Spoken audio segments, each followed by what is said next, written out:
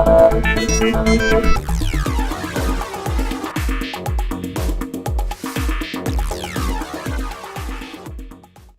up, guys?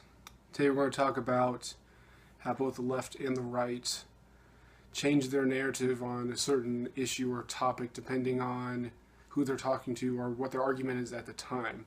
Basically, they don't care about facts. They don't care about stats or things that actually happened. They use weasel words instead of definite terms, so then they can say, well, it's just my opinion, blah, blah, blah, blah. The two examples I'm going to use, let's start with the left. Democrats railed on Trump's inauguration speech because he said American carnage. He was referring to the murders, the rapes, the burglaries, the assaults, all the violent crime, basically all violent crime that happens in the U.S. He was lamenting about it and said he's going to fix it. Now, I'm not even going to get into whether his policies are going to fix it. That's not what we're going to talk about. What we're going to talk about is that lots of the left didn't like him using that term because it said it was depressing, it was negative, it wasn't positive, it was painting America in a not positive light, you know. It was degrading. It was making the world out to be much darker and scarier than it actually is.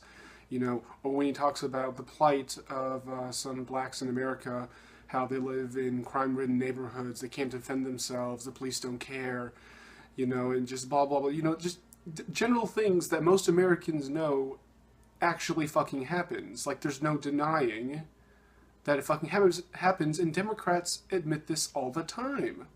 They complain about violent crime, they complain about the police not caring, the police instigating a lot of the violence, whatever. So when lots of leftists get on, write things in a newspaper or write stuff on the internet saying that, oh, Trump, black America isn't doing as bad as you say it is, you know, and they bring out all these stats, you know, they make all this money and they do all these wonderful things and all these leaderships, whatever, but it's like, okay, but when you're lambasting certain things and you say how blacks are constantly oppressed, they're being kept down, they're being brutalized, they're being killed every day in the streets, you know, there's all this stuff.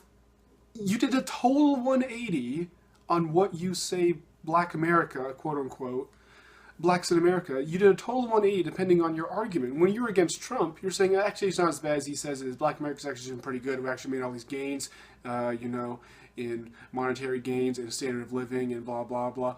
But then when it's another argument, when you're complaining about how blacks are being oppressed in the U.S., you change your total 180 on the way you describe how blacks live in America, and you say, oh, they're being oppressed all the time, they don't make all the money, all the money goes to the 1%, you know, the whites make all the money, the blacks don't make anything, blah, blah, blah. These are the same people talking about the exact same Americans, the exact same time frame, the exact same location, but depending on their argument, they will totally switch their argument. They don't care about facts. They don't care about how much money black America actually makes or the actual crime stats. They don't care about any of that. It's just whatever suits their argument at that specific time, they will say.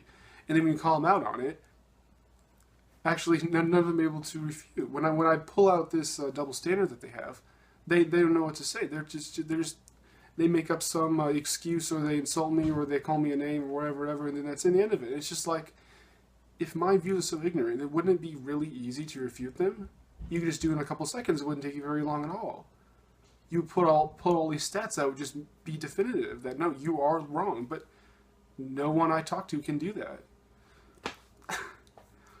You know, so that's what the left does, with switching the arguments, using different terminology to describe the exact same situation depending on their argument. Now let's see what the right does. The right constantly complains about Obama and his job creation record. They claim that millions and millions of Americans, hardworking Americans who are willing to do hard work, who want a job, they don't care about getting their hands dirty to do all these jobs. There are millions of Americans throughout the entire nation that desperately want a job so bad, but they can't find it because Obama's policies are restricting businesses in their ability to make jobs. You know, they point out all these cities in the Midwest and in the Rust Belt, quote unquote. You know, the factories all closed down. They shipped the jobs over overseas. You know, businesses can't hire people because they have to pay all these fees and all these regulations and all these different certifications, blah, blah, blah, blah. You know, so they're just complaining for the last 8 years that Obama sucks at making jobs, and there's just no jobs anywhere for all these people who desperately want jobs. They can't find it anywhere. But then, when someone they disagree with, or a liberal, or just who they perceive to be a liberal, just whoever, says, I'm hardworking, I'm trying to look for a job, I applied to all these jobs, I went to school, got all these skills, went to technical school, I speak these languages, trying all these jobs, can't find anything. So when you say it's easy for young people to find a job, I'm proving you wrong. And they're like, no, you're just lazy. You're just not working hard enough. There are all these jobs all across the country that are open, but young people are too lazy. They don't want to get their hands dirty. They don't want to do these jobs. So that's why all these jobs don't get filled, and that's why you quote unquote can't find a job, because you're looking for a cushy job. You don't want to do hard work. They say, mechanics and welders and people in oil fields and IT people, all these people desperately need all these people to fill the jobs. But young people and millennials in like specifically, they won't take these jobs. It's just, wow, that's a total 180 from what you just said 2 minutes ago about Obama's job record, because you just said how all these hardworking people are looking for jobs and there's no jobs anywhere, but yet when there's another argument, you say, well, yeah, there's jobs everywhere. If you don't have a high-paying job, you can't find a job, it's your own damn fault. That's not anyone else's fault but yourself. But you just said the exact opposite. And once again, I call them out on it, and they cannot answer it. Because the two statements cannot be true at the exact same time. One cannot be true while the other still exists. And they can't figure out a way to weasel their way out of it, because they both said those exact same statements. About the exact same America, from 2008 to 2016, same situation. Nothing has changed except the argument is complete 180. And that's why I cannot stand the left or the right. They constantly lie about every single tiny little thing to suit their narrative. Either there are a lot of jobs and people too lazy to apply for them, or there's no jobs anywhere else, hardworking people can't do anything. Look, one is true, one is false.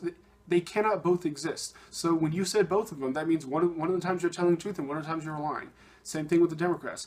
Either Black America is doing fine and they have equal rights and they're moving up in the world and they have all this money and they're doing great and doing all those wonderful things, or they live in crime-ridden neighborhoods, the police brutalize them, they don't have rights, the government takes away their rights, we live in a white supremacy that keeps them down. Both of them can't be true. So you said both of them, so you lied when you said one of them and you were telling the truth in the other one.